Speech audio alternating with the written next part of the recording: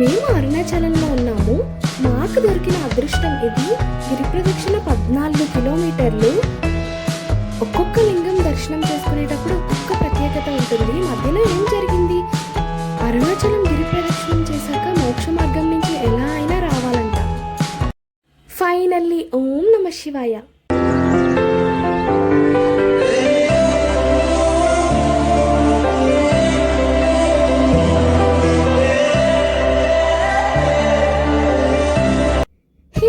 Welcome back to my channel. మీ అందరూ ఎలా ఉన్నారు? మేమైతే చాలా బాగున్నాం.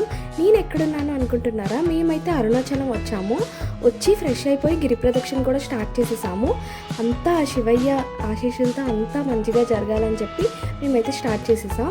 అండ్ ఇక్కడైతే మనకి రూట్ మ్యాప్స్ ఉంటాయి, ఎన్ని లింగాలు ఉంటాయి ఏంటి అని. ఈ గిరి ప్రదక్షిణ వచ్చేసి 14 కిలోమీటర్స్. అండ్ మధ్యలో చాలా టెంపుల్స్ ఉంటాయి, అలాగే లింగాలు కూడా ఉంటాయి. ఇది వచ్చేసి ఫస్ట్ లింగం ఇంద్రలింగం. ఇది మనకి స్టార్టింగే మనకి ఇది ఎదురవుతుంది. మాటల్లోనే మన సెకండ్ లింగానికి కూడా వచ్చేసాము. ఇది అగ్నిలింగం. మేము స్టార్ట్ చేసింది ఎర్లీ మార్నింగ్ 1:40 కాబట్టి గుడిలన్నీ క్లోజ్ చేస్తుంటాయి. బయట నుంచే మేము అన్నిటికి దర్శనం చేసుకున్నాము, అన్ని లింగాల్ని దర్శించుకున్నాము. ఎక్కడికక్కడ ఇలా ఫ్లెక్సీలు ఉంటాయి, సో దట్ మన డిస్టెన్స్ అంతా అండ్ ఏ లింగం ఎక్కడుంది మనం అలా తెలుసుకోవడానికి. ఇది వచ్చేసి యమలింగం థర్డ్ది. అలా నడుస్తుంటే మన ఈ 14 కిలోమీటర్ల గిరి ప్రదక్షిణలో 8 లింగాలు మనకి ఎదురవుతాయి. అలానే చాలా ఆశ్రమాలు గుడులు కూడా ఉంటాయి. అవన్నీ మనం ఒక్కొక్కటిగా దర్శనం చేసుకోవాలి. ఎక్కడికక్కడే ఇలా ఫ్లెక్సీల్లో రూట్ మ్యాప్స్ అవన్నీ ఉంటాయి, దాన్ని మనం ఫాలో అయిపోవాలి. ఎవరికైనా కాలు నొప్పి వచ్చి నడవలేము అనుకుంటే సాక్సెస్ కూడా వేసుకోవచ్చు. మనకి మధ్యలో వెళ్తున్న దారిలో సాక్సెస్ కూడా మనకి అవైలబుల్ ఉంటాయి. అవి మనం అక్కడ కొనుక్కొని సాక్సెస్ వేసుకొని కూడా నడవచ్చు. చాలామంది అలానే నడుస్తున్నారు. అప్పుడే ఇక్కడ మా ఫ్రెండ్కి అండ్ హిమంత్ పరిస్థితి అయితే ఇంకా అయిపోయింది. హాఫ్ నడిచాక ఫుల్ కాలు నొప్పులు వచ్చేస్తున్నాయి. ఎక్కడైనా మనకి మధ్యలో బాగా కాలు నొప్పులు వస్తే మనం కొంచెం సేపు ఆగి కూర్చొని ఏమైనా తాగేసి కూడా మనం వెళ్ళొచ్చు. ఇంకా మనం 4వ లింగానికి అయితే వచ్చేసాం. ఇది నైరుతి లింగం. ఇదైతే కొంచెం రోడ్ పక్క నుంచి లోపలికి నడుచుకొని వెళ్ళి మనం దర్శనం చేసుకోవాలి. ఇలా ఒక్కొక్క లింగానికి ఒక్కొక్క ప్రత్యేకత ఉంటుంది. ప్రతి దానికి మనం వెళ్ళి దర్శనం చేసుకోవాలి. కొన్ని టెంపుల్స్ ఓపెన్ చేసే ఉన్నాయి, లోపలికి వెళ్ళి దర్శనం చేసుకున్నాము. కొన్ని అయితే నైట్ టైం కాబట్టి క్లోజ్ చేస్తున్నాయి. మేము బయట నుంచే దర్శనం చేసుకున్నాము. నిజంగా శివయ్య మహిమే అని చెప్పుకోవాలి. 1 కిలోమీటర్ కూడా మనం ఒక్కసారి నడవలేము, అలాంటిది 14 కిలోమీటర్లు నడిచేసాము అంటే నిజంగా ఆ శివయ్య మహిమే. అదంతా శక్తి ఆటోమేటిక్గా మనకు వస్తుంది అని అయితే నేను బిలీవ్ చేస్తాను.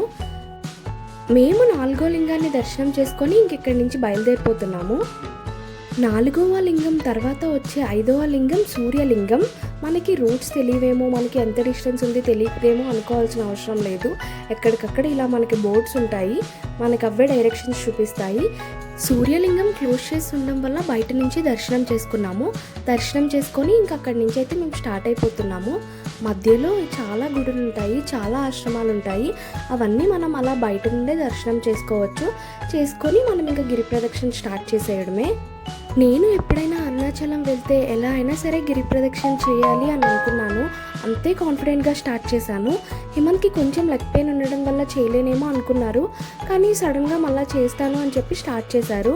లాస్ట్ వరకు అంతే ఓపిక్గా ఎక్కడ బ్యాక్ స్టెప్ వేయకుండా లాస్ట్ వరకు చేశారు. నాకైతే చాలా హ్యాపీగా అనిపించింది ఈ విషయంలో. మాటల్లోనే 6వ లింగం కూడా వచ్చేసింది, వాయులింగం. ఇది కూడా మేము వెళ్ళి గుడి ఓపెన్ చేసే ఉంది. అప్పటికే ఎర్లీ మార్నింగ్ అయిపోయింది. వెళ్ళి మేము దర్శనం చేసుకున్నాము. అప్పటికే బాగా కాళ్ళ నొప్పులు వస్తున్నాయని ఇక్కడైతే ఒక 2 మినిట్స్ వెయిట్ చేసాము.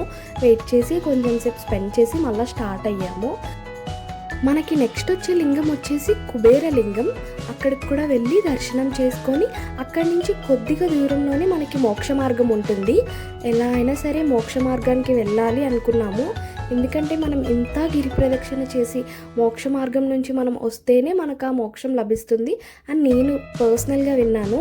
ఎలా అయినా నేను ఈ గిరి ప్రదక్షిణ మోక్ష మార్గానికి సంబంధించిన షార్ట్స్ కూడా పోస్ట్ చేశాను, ఒకసారి వెళ్ళి చెక్అవుట్ చేసేయండి.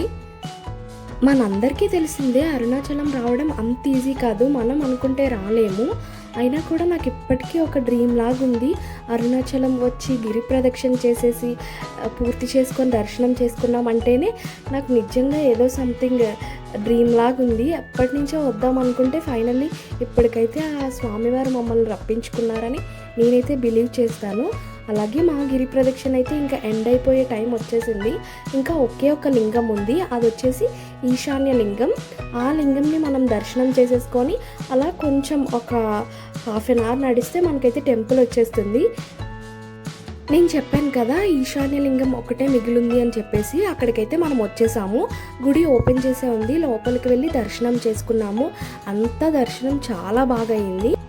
ఇక్కడి నుంచి మొదలై అలా ఒక అరగంట సేపు నడిస్తే మనకి ఇంకా గుడి వచ్చేస్తుంది.